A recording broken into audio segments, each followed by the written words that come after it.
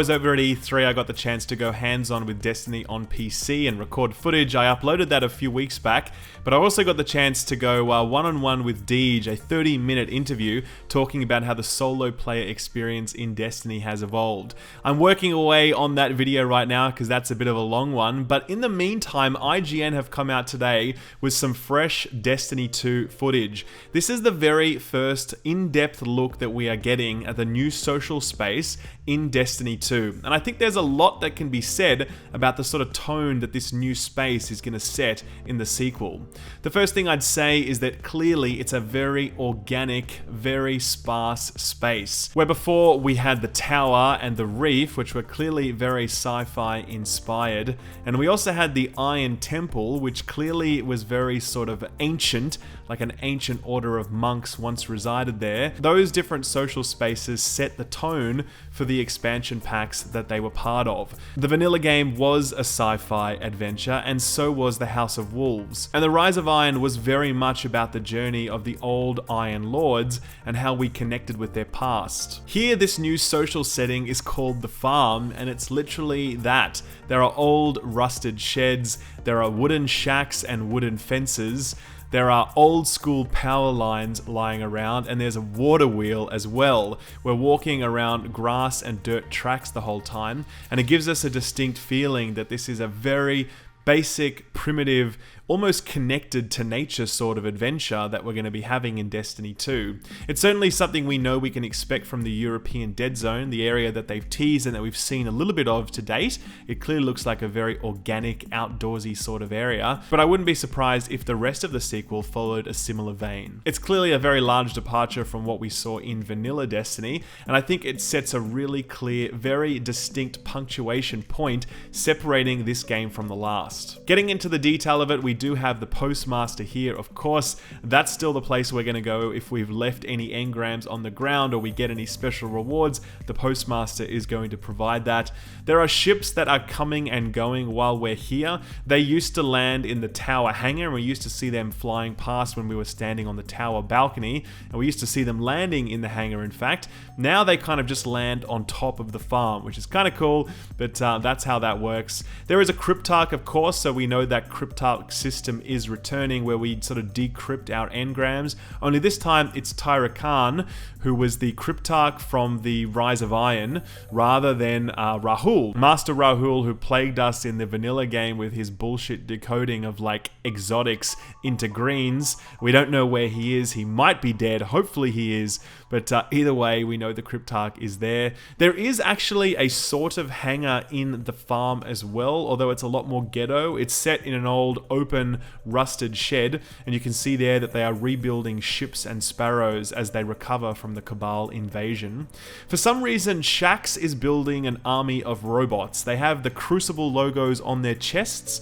The developer did say that the story as to why Shaxx was doing this will unfold throughout the game. We don't know why it is at this point, but hey, there it is. Shaxx has robots for some reason.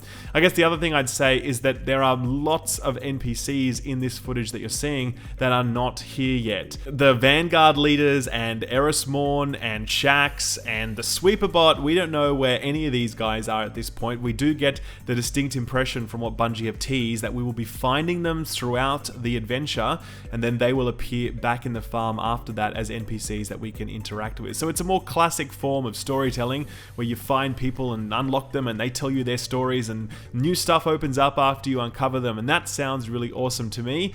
Whereas in the vanilla game, everything was just there in the tower waiting for you as soon as you arrived. Bungie are clearly taking some inspiration from Nintendo. They've added chickens to the farm, and for some reason the developer decided to nickname this one Ralph. I'm not particularly impressed by that, but that is what it is. Perhaps the best feature on display is this thing here. It is a fully scored soccer pitch. Score a goal and fireworks start flying, the goal lights up. It almost looks a bit Rocket League-esque actually, which is quite cool, but it's just one way to keep ourselves entertained when we're bored. There's going to be more ways as well, as the developers explained. There are going to be little things that we can do around the farm that are going to give us little boosts, like make us run faster or give us some sort of visual flair, and those are things that we're going to be able to do just to pass the time. So the same way we used to bounce that ball around because we were bored, or we might have that fan that we jump jumped on in the middle of the tower. There's going to be other little Easter eggs like that we can just play around with while we're waiting for our friends to dig around in their vaults. The other thing that was pointed out was that there will be 25 other people in the farm with us at any point in time. That's how large the server will be, so it's going to be nice to see more people walking around. And I'll also mention an article that came out a few weeks ago talking about how the social space designers were really inspired by World of Warcraft's Orgrimmar when they thought about how to design the farm. See, the farm is actually quite different to the other social spaces in that it has this really nicely placed central area that's very natural for people to congregate in. You can see it here. This is generally where most Guardians are going to be standing around, and it's a nice big open space, making it really easy to see people. In the tower and a lot of the other settings, they didn't have that same sort of central area where people could just stand around and kind of peacock is actually the term they use in gaming. It sort of denotes people showing off their gear, showing off themselves like peacocks. That's what we were able to do back in World of Warcraft in Orgrimmar. It was this giant space with a big central area for you just to strut around and show off your gear. That's very much how the farm has been devised this time as well. It looks pretty damn cool, to be honest. I like it. I like the fact that it's different from what we've seen in the past. It is a big departure from the previous style of social spaces, so I think that's good. And I do think, and obviously this is just speculation at this point, but I do think it will definitely set the tone for the adventure to come, because the other social spaces have certainly done just that. Anyway, this is part of IGN's first coverage. They have a series of releases that are exclusive to IGN coming this month. I'll leave this video in the link to their video in the description below. They're going to be doing reveals every day of the week for the month of July. So if you missed the IGN news, don't worry, I'll be covering it here on my channel as well as any other news that happens to pop out along the way. The beta goes live in just a few weeks, so make sure you've got that pre-order in. It goes live first on PlayStation and then very soon after that on Xbox. PC players are still going to have to wait a little while for their beta that will be coming in August. I've already played the contents of the beta before when I was in LA and also at E3. It has the homecoming mission, it has the inverted spire strike, and it also has one of the PvP maps, and I can tell you it is really good fun, guys. So I hope you're able to get into the beta. I hope you're able to see it and experience it for yourselves. Drop the video a like if you enjoyed it, guys. Let me know what else you'd like to see coming in terms of Destiny coverage in the next little while. Don't forget to subscribe for all the latest Destiny news, and I'll see you next time. Bye-bye.